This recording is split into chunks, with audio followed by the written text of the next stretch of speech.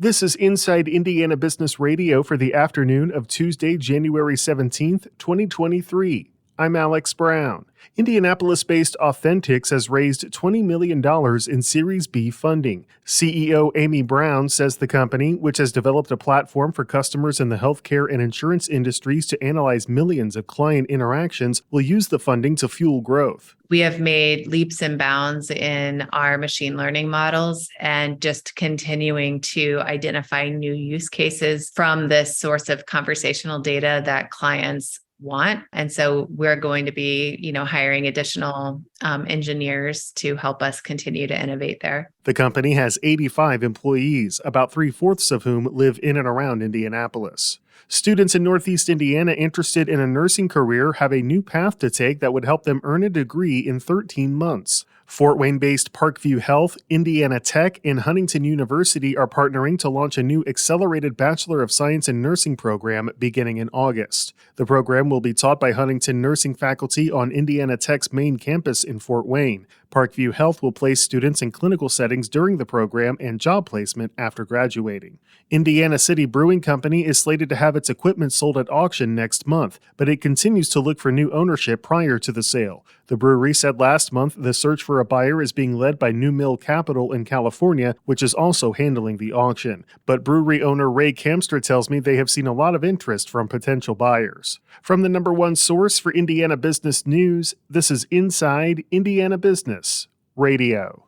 Has your company grown at a rapid pace over the last 2 years? Nominations are now being accepted for Fast 25, IBJ's exclusive list of fastest growing companies in Central Indiana. Honorees will be spotlighted in a special publication in the IBJ and celebrated at an event on May 9th. Check out the changes to this year's criteria to see if your company qualifies. Learn more and submit your nomination by March 1st at ibj.com/nominations. In today's business environment, every company is a tech company. Interested in learning more about emerging technology trends that can make an impact on your strategy in 2023? Join us February 15th for IBJ's Technology Power Breakfast to hear from top tech entrepreneurs, investors, and up-and-comers. Our panelists will dive into key issues and trends that will inspire fresh ideas. RSVP or reserve a corporate table for 10 by February 9th at ibj.com/events.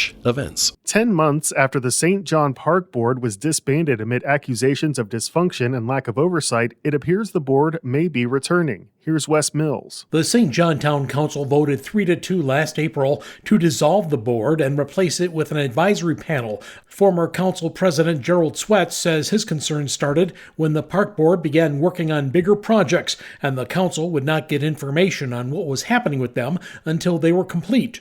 As part of the dispute last spring, Swets replaced Councilman Wayne Pondinas with Councilman Mike Aurelio as the park board's council liaison. Pondinas was one of the no votes against the disbandment. According to the publication, once Aurelio took over, disagreements about what his role should be permeated into board meetings. The Times reports the town council is considering an ordinance that would reestablish the park board. The council approved the first reading of the legislation with a vote of 4-1. The publication says Pondinas, who voted against the original disbanding, was the sole no vote to reestablish the park board. The ordinance will be voted on again during a future town council meeting. Wes Mills, Inside Indiana Business Radio. An Indianapolis company that repackages and distributes pharmaceuticals is planning a $10.5 million expansion that will include hiring another 205 people. Northwind Pharmaceuticals, located in the former St. Bernadette Catholic Church on the city's Near East Side, plans to make the hires by the end of 2025. The expansion is being made to accommodate demand and facilitate growth, according to a contract signed with the Indiana Economic Development Corporation. The state is giving the company $5.5 million worth of incentives for the expansion in the form of conditional tax credits. The company has 90 employees, according to IBJ Research. The U.S. Federal Trade Commission is proposing a new rule that would ban employers from imposing non-compete agreements on their workers. Advocates of the rule say non-competes are a widespread practice that suppress wages and hamper innovation. Indiana University professor of labor and employment law Kenneth Dow Schmidt. The problem is that in recent years, some companies have begun applying non-competes more broadly to all their employees. And currently, economic estimates estimate that about 20% of the American workforce is covered by non-competes. non-competes, and that almost 50% of the American workforce will be covered by a non-compete at some time during their career. And this is beginning to have a negative impact on our labor markets.